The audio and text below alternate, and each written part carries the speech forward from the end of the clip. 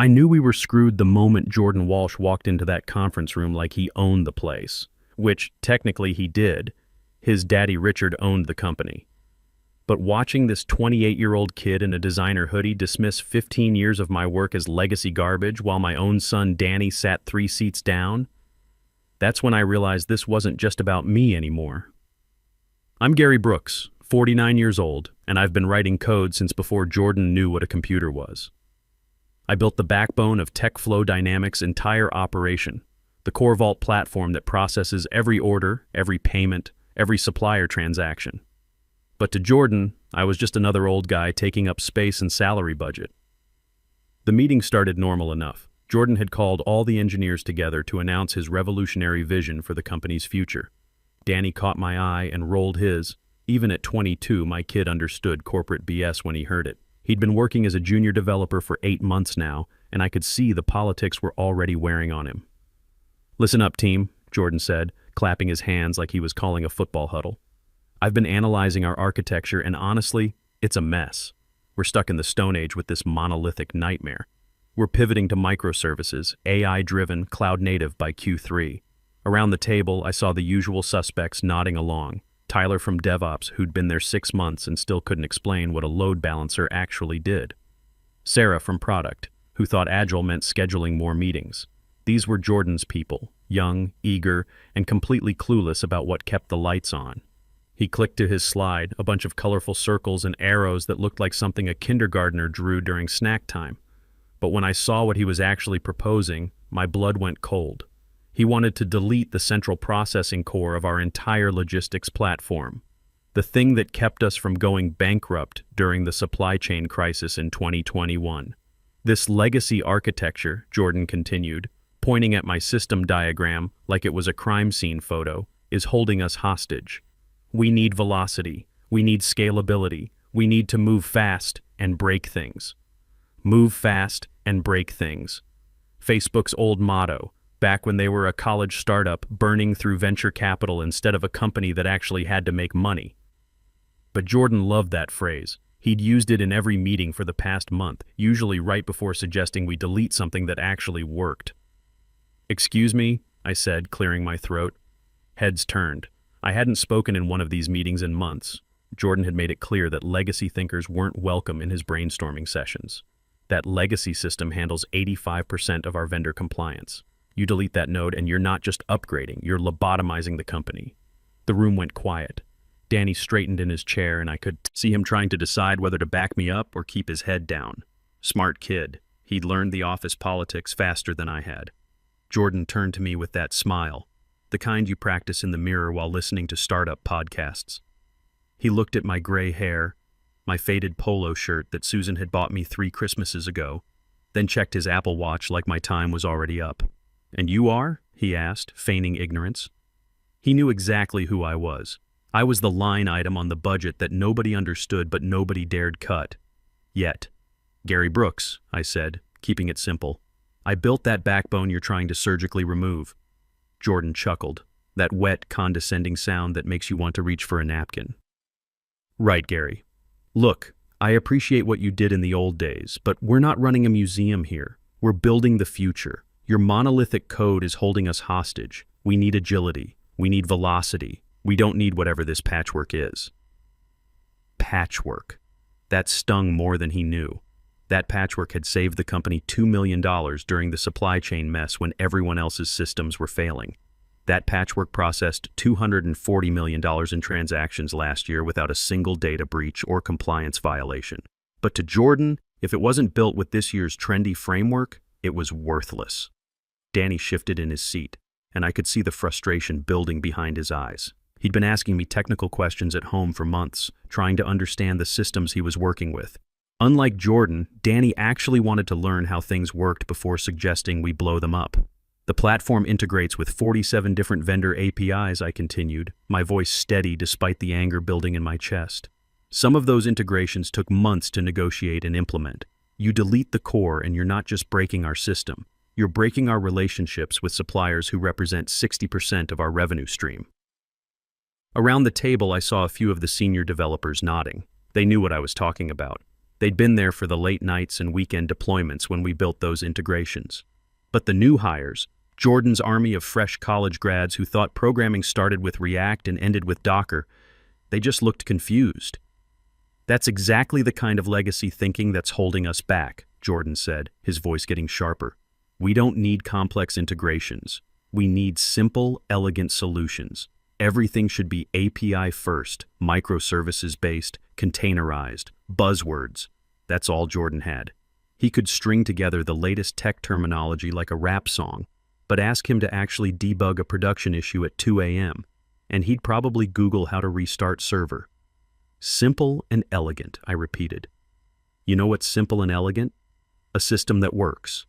A system that doesn't crash when Black Friday traffic hits. A system that passes compliance audits without breaking a sweat. Jordan's smile faltered for just a second. He knew I was talking about the quarterly compliance audit we'd passed last month, the one where the auditors had specifically praised the robust architecture and comprehensive logging of the Core Vault platform, the platform he wanted to delete. See, here's what Jordan didn't know, and what Danny didn't know either, because I'd kept it quiet for years. Back in 2019, when TechFlow was just a chaotic startup with more lawsuits than customers and a business model that changed every Tuesday, they couldn't afford my consulting rate. I was freelancing then, charging $200 an hour for the kind of architecture work that Jordan probably thought happened by magic.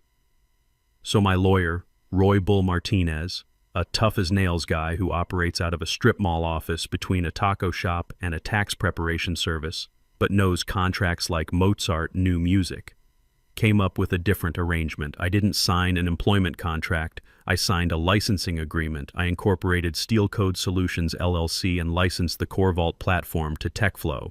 Think of it like Microsoft Office. You don't buy the software, you buy the right to use it. And like any good landlord, I kept the master key. Jordan didn't know this. Jordan saw a graying programmer with 15 years at the company and assumed I was a legacy hire they'd inherited from the founder's charity case days. He thought he was firing dead weight. He didn't realize he was trying to evict his landlord while still living in the house. "Okay, Jordan," I said, leaning back in my chair. The plastic creaked under my weight. These conference room chairs had seen better days, just like most of the infrastructure Jordan wanted to replace. "You're the boss. Agility, velocity, got it. Glad we're on the same page," he smirked, turning back to his diagram. "We'll start sunsetting the old modules effective immediately. HR will be restructuring to align with our new vision." Restructuring. Corporate speak for firing anyone who remembers how things actually work. Around the table, I could see the fear in people's eyes. Tom from Database Admin looked like he was about to throw up. Maria from QA was already updating her LinkedIn profile on her phone under the table. Danny caught my eye again, and I gave him a small nod. "Stay calm," I was telling him. "Don't give them a reason to target you too." He was smart enough to read the subtext. "We'll be bringing in some consultants to help with the transition," Jordan continued. "Fresh perspectives, modern approaches. Sometimes you need outside eyes to see what's really possible." Consultants. Translation. We're going to pay strangers 3 times your salary to tell us the same things you've been saying for free, except they'll use newer buzzwords and charge us $500 an hour for the privilege. I didn't argue.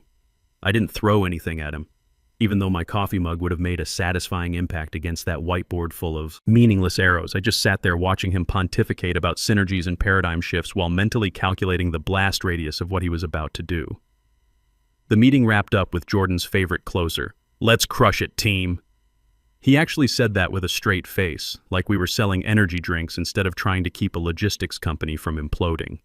As people filed out, Danny lingered near my desk. "Dad," he said quietly, "what just happened in there?" "Politics, son," I said, packing up my laptop, "the kind that makes good people do stupid things. But he can't just delete the core platform, right? I mean, everything connects to that. The payment processor, the inventory system, the shipping integration. It's all built around your architecture. Smart kid." He'd been paying attention during our technical discussions at home. Unlike Jordan, Danny actually understood dependencies and the difference between theory and reality.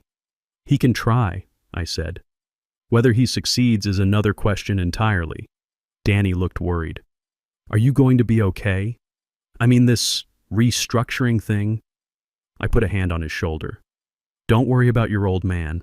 Just focus on doing good work and learning everything you can. And Danny, maybe start backing up your personal files, just in case. The freeze-out started immediately. By Tuesday, my calendar invites had mysteriously disappeared. The weekly architecture sync, the monthly planning meeting, the Friday retrospective, all gone. I was sitting in my cubicle listening to muffled laughter from the glass conference room 10 feet away, watching Jordan hold court with his inner circle. Through the glass, I could see him pointing at the whiteboard where my system diagrams used to live. He was erasing them, replacing complex functional flowcharts with buzzwords like holistic integration and synergistic frameworks. Tyler was nodding enthusiastically, probably because he finally understood what was written on the board. It's amazing how fast you become invisible. 15 years of 70-hour weeks, 15 years of weekend calls to fix critical issues so the CEO could afford his lake house. Suddenly I was a ghost. People I'd mentored for years started avoiding eye contact in the hallway. They smelled the blood in the water. In corporate America, getting fired is contagious. Stand too close to the victim and management might decide you're part of the disease. I understood the self-preservation instinct, but it still stung watching colleagues I'd worked late nights with suddenly discover urgent bathroom breaks whenever I approached. Danny tried to keep me in the loop. He'd text me during lunch breaks. Jordan hired 3 new contractors. They're all talking about greenfield development and technical debt elimination. Or, the new guys keep asking me questions about your code. I'm not telling them anything specific, but they seem pretty clueless. Greenfield development. Jordan's fantasy of starting over with a clean slate, building everything from scratch, using whatever framework was trending on GitHub this week. He had no idea that the technical debt he wanted to eliminate included things like PCI compliance, SOX audit trails, and integration with legacy systems that couldn't be replaced without shutting down the business for 6 months. Thursday afternoon, I got a calendar invite that made my stomach drop. Quick sync, it said, meeting room B. Friday at 4 p.m. The classic Friday firing. Do it at the end of the day so the victim can't cause a scene and everyone has the weekend to forget they existed. I started packing that Thursday night. Not much, just a picture of my late wife Susan that I kept on my monitor, my lucky screwdriver set from my Navy days, and a small cactus that had somehow survived the office air quality for 3 years. The cactus was tougher than most of the developers Jordan had hired. I wiped my company laptop clean. Not just deleted files. I ran a military-grade scrubber on that drive. 7-pass overwrite, the kind the Pentagon uses when decommissioning hardware. Not because I had anything to hide, but because I'm a professional and I don't leave fingerprints. While the disk wipe was running, I checked the Steel Code Solutions banking account. The quarterly licensing payment was due in 48 hours. Usually the CFO had it on autopay through the corporate accounting system, but he'd been restructured last month too. Another casualty of Jordan's efficiency improvements. I refreshed the page. No pending transaction. I refreshed it again an hour later. Still, nothing. They were ghosting the payment, assuming that since I collected a salary, which was actually a retainer fee disguised as payroll for tax convenience, they owned everything I'd built. They thought they owned me, therefore they owned the code. I pulled up my copy of the licensing agreement. I kept a digital copy encrypted on my personal laptop, but I also had the original signed in wet ink by the founder, locked in my fireproof safe at home next to Susan's jewelry and my discharge papers from the Navy. Clause 3.1, Payment Obligations. Failure to remit licensing fees within 24 hours of the due date constitutes a material breach. Clause 3.2, Cure Period. There's no cure period for willful non-payment or unauthorized modification of the source material. Jordan had already violated the unauthorized modification clause by trying to patch his new microservices architecture on top of my core without proper API access. His contractors had been poking around the codebase for weeks, leaving their fingerprints all over configurations they didn't understand. And now he was about to violate the payment clause. I could have warned him. Could have walked into his office and said, "Hey, hotshot, you're about to default on the software that runs your entire business." But then I remembered how he'd dismissed me in front of my own son, how he'd called my life's work legacy garbage while planning to build his career on its foundation, so I let the clock tick. Friday at 4 p.m. came like a death sentence. Meeting room B was one of those glass fishbowls near the elevators where everyone could watch your execution. Jordan was there, arms crossed, posing like he was about to be featured on the cover of Entrepreneur magazine. His designer jeans probably cost more than most people's car payments. Patty Johnson from HR sat at the table looking like she'd rather be anywhere else, possibly dead.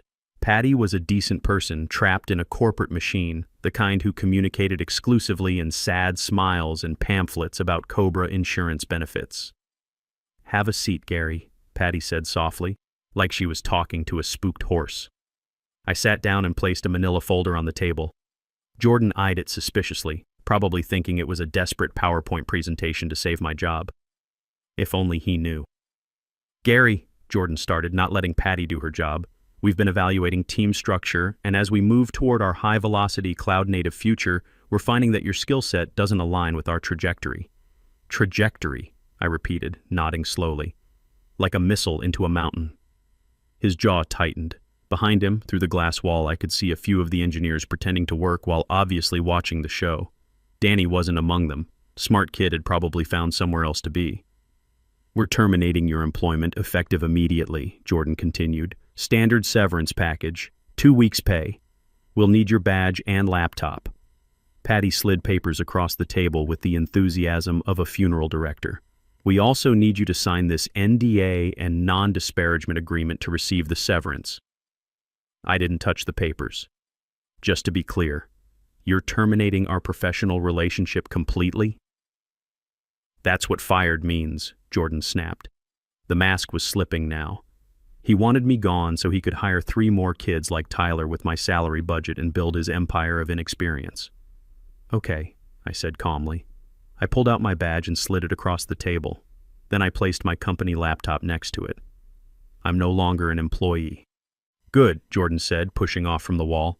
"Security will escort you out." "Wait," I said, putting my hand on the manila folder.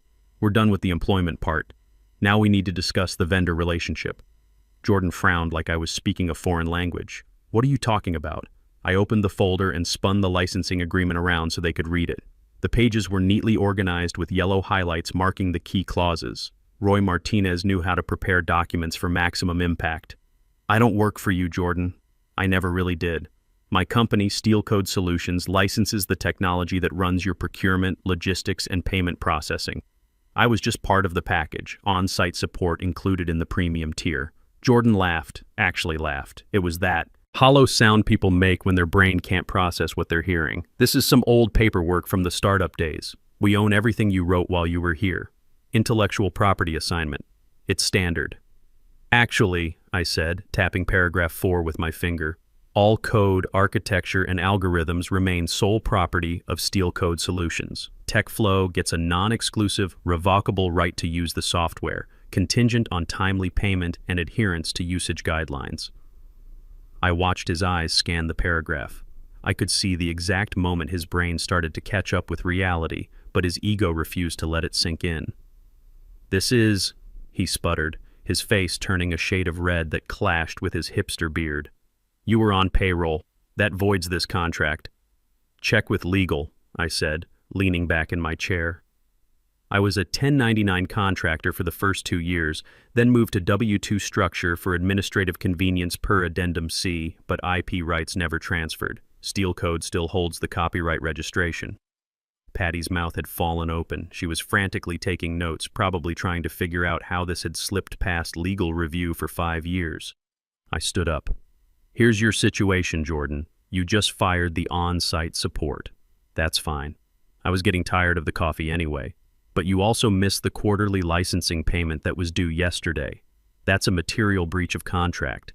"I'm not paying you a dime," Jordan hissed, his composure completely gone now. "This is extortion." "It's a contract," I said, walking toward the door. "And since you just terminated the only person who knows how to maintain the system," I shrugged. "Well, good luck figuring out why it stops working." I paused and looked back at Patty. "You might want to back up the payroll data tonight. Just a friendly tip from someone who actually knows how the servers work." I looked at Jordan one last time. Clause 6, Jordan. Read it carefully. "You have 72 hours to cure the breach, but since you just fired the only person who knows the admin passwords..." I let that hang in the air like smoke from a house fire. I walked out past my old desk, past the break room where Tyler was explaining blockchain to an intern who looked confused about everything, past the motivational posters about disrupting the status quo. In the parking lot, I lit a cigarette, my first in 6 months, and got in my F-150. The manila folder went on the passenger seat next to my thermos and a copy of Motorcyclist magazine.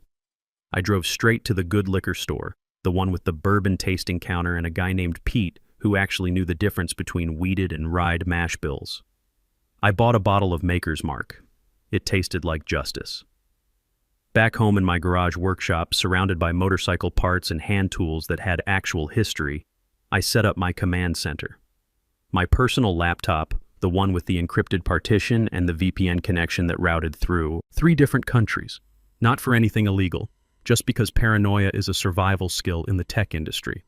I logged into the Steel Code Solutions remote admin panel. It was a beautiful piece of engineering, if I do say so myself. Every hour, TechFlow's servers would ping mine with a simple question: am I still licensed to exist? And for 5 years, my server had replied with the digital equivalent of yes, carry on. The status screen was all green lights. Inventory module, active. Payment gateway, active. Vendor API, active. Customer portal, active. Like Christmas decorations on a tree that was about to get chopped down. I poured 2 fingers of bourbon and admired the elegant simplicity of the licensing system. Jordan thought technology was magic, that code just happened by itself. He didn't understand that every system has a creator, and smart creators always leave themselves a way back in. I navigated to the license status panel. Current status, grace period. Grace period expires, 16 hours, 23 minutes. Jordan was probably at some trendy Austin bar right now, celebrating his victory with craft cocktails and telling his MBA friends about how he'd optimized human capital allocation. He thought my contract was a bluff, that I was just a bitter old-timer making empty threats. He was about to learn the difference between a bluff and a royal flush. I changed the system setting from grace period to strict enforcement and queued up a command that would execute at exactly 8 a.m. Monday morning. Revoke license key 001. Suspend all services pending payment verification. I didn't hit enter yet. I wanted to give them the weekend to figure it out, to maybe have someone in legal actually read the contract they'd been ignoring for 5 years. But I knew they wouldn't. Jordan was too arrogant, and Richard was too busy counting money to pay attention to details. My phone buzzed with a text from Danny. "Dad, are you okay? Heard about the meeting. Jordan's acting like he just solved world hunger. This place is getting weird." I texted back, "I'm fine, son. Might want to update your resume this weekend. And maybe call in sick Monday morning." He responded with a confused emoji, but he was smart enough not to ask for details over company messaging.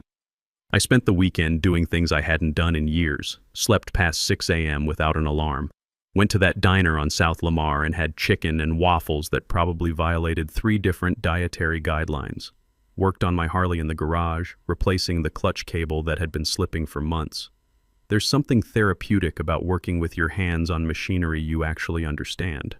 Unlike the corporate world where everything is built on abstractions and political compromises, motorcycles are honest. If something's broken, it doesn't work.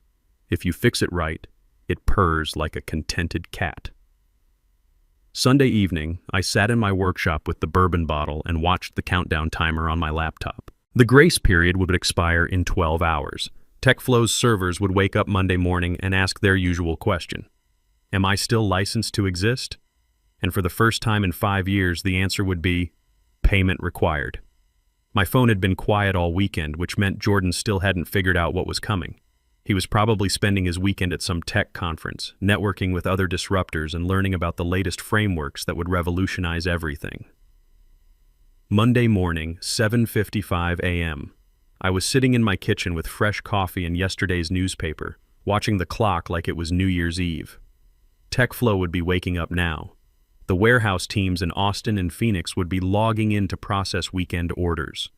The automated procurement system would try to order $200,000 worth of raw materials from suppliers who'd been working with the company for years. At exactly 8 a.m., I opened my laptop and watched the status lights flicker from green to red like a Christmas tree having a seizure. Inventory module, unlicensed. Payment gateway, access denied. Vendor API, critical failure. Customer portal, authentication error. It was beautiful in its simplicity. My phone stayed quiet until 8:03 a.m. Then the alerts started flooding in, not from Jordan, but from the automated monitoring system I'd forgotten to unsubscribe from when I left. Alert. Sev1 critical outage, main database unresponsive. Error code 402, payment required. Error 402. I'd repurposed that obscure HTTP status code specifically for this moment. It literally means payment required, though I doubted anyone in that building was smart enough to Google it. At 8:15, my phone rang with an unknown number. I let it go to voicemail. Then again. I could picture the scene. Warehouse scanners unable to authenticate inventory, trucks backing up at loading docks, customer service phones lighting up like a Vegas casino. At 8:30, Danny texted, "Dad, OMG, everything's down. Dashboard just says contact administrator."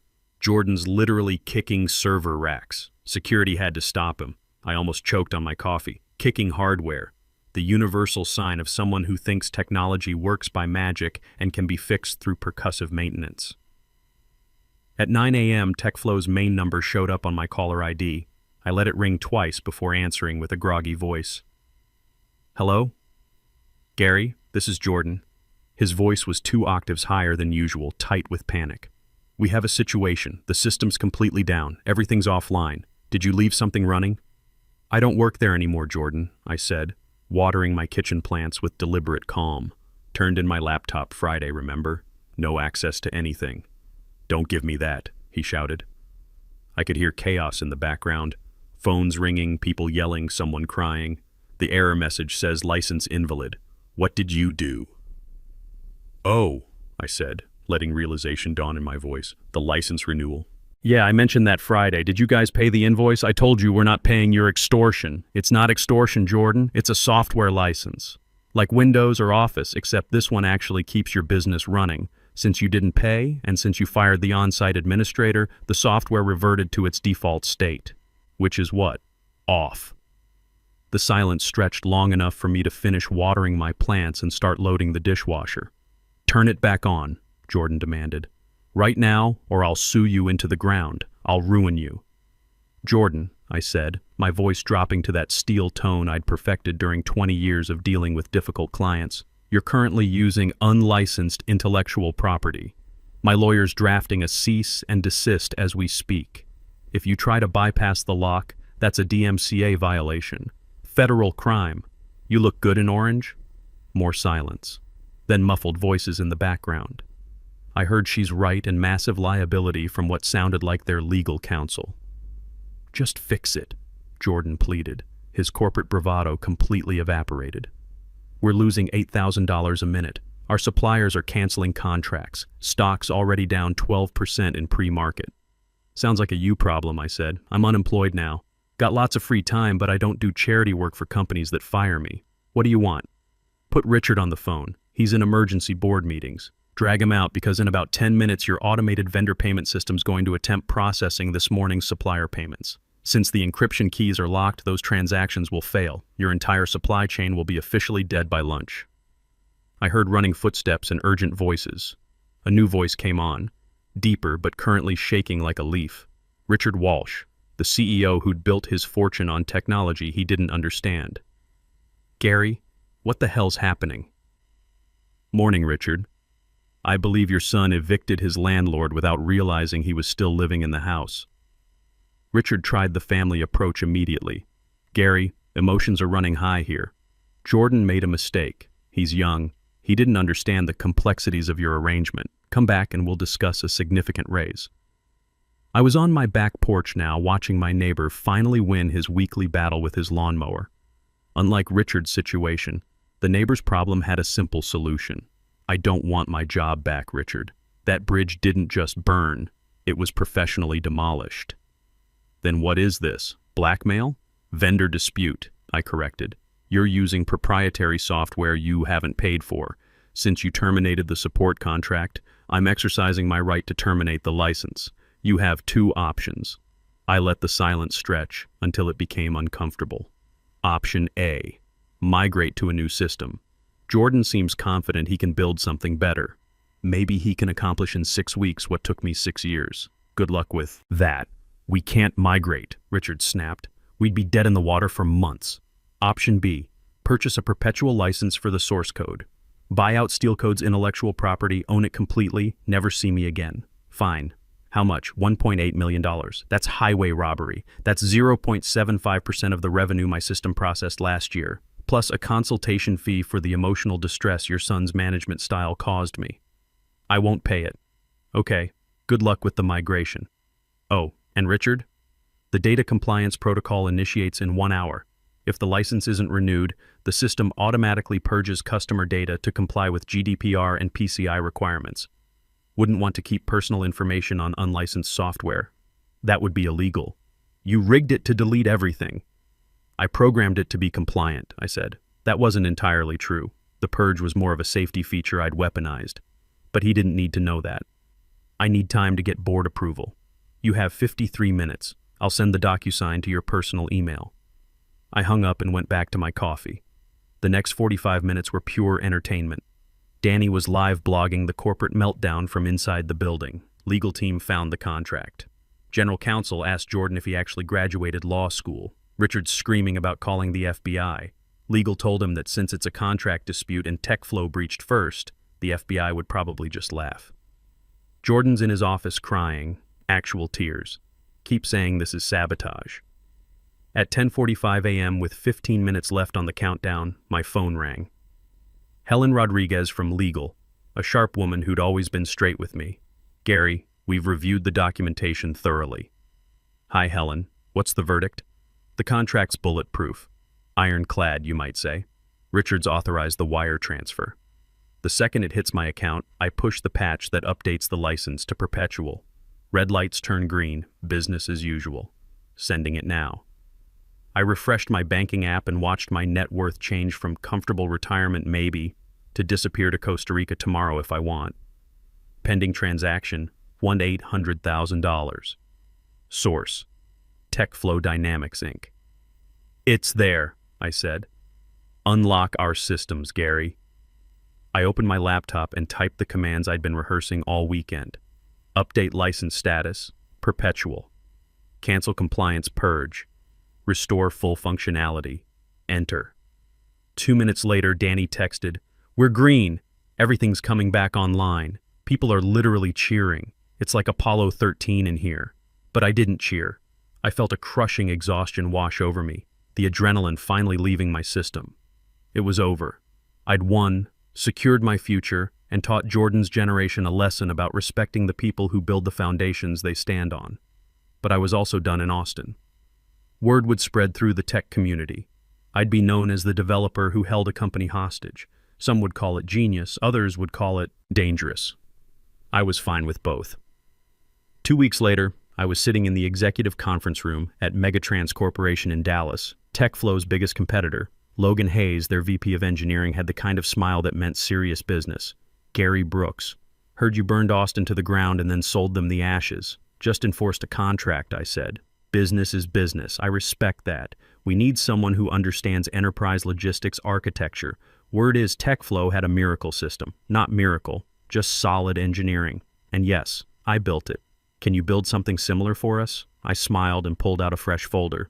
I can't give you that code. Sold it, IP transfer complete. But that system's getting old anyway. Written in Java 8, tied to legacy frameworks. Logan's face fell slightly. However, I continued, I've been designing something new in my spare time. Rust-based, microservices architecture, cloud-native from the ground up. It wouldn't just match TechFlow's performance. It would leave them in the dust. Timeline? 6 months with the right team. No politics, no product evangelists, just experienced engineers who understand that good code is built on proven fundamentals, not trendy frameworks. Logan extended his hand. Welcome to Megatrans, Gary. When can you start? I walked out with a consulting contract that made the $1.8 million look like a signing bonus. 6 months later, Megatrans launched Logicor Prime. It destroyed the competition. TechFlow's stock dropped 25% in the first quarter as customers migrated to our more reliable, faster platform. They were stuck with my old system, maintained by a skeleton crew too terrified to change anything significant. Jordan left TechFlow 6 months later and pivoted to cryptocurrency consulting. Perfect career move. Another industry where you can sell hot air and disappear before anyone realizes the balloon's empty. Danny followed me to Dallas after getting his degree. Kid's got good instincts and even better timing. I'm writing this from my home office in a house I own outright, with a view of White Rock Lake and a garage full of motorcycles I actually have time to ride. The framed contract hangs on my wall like a diploma. Paragraph 6. The clause that bought me freedom. Sometimes late at night I check the logs on Logicore Prime and watch commerce flowing through algorithms I designed. I think about all the Gary Brooks out there, the invisible architects who keep the world running while Jordans take credit for the electricity. We're out here, we're watching, and we always read the fine print. So next time some 28-year-old in designer jeans calls your life's work legacy garbage, don't get mad, don't make threats, just make sure you own the keys to the kingdom. And if you have to burn the house down, charge them for the matches. This is Gary Brooks, signing off. I've got a 1969 Camaro waiting for a carburetor rebuild and a bottle of bourbon that's old enough to vote.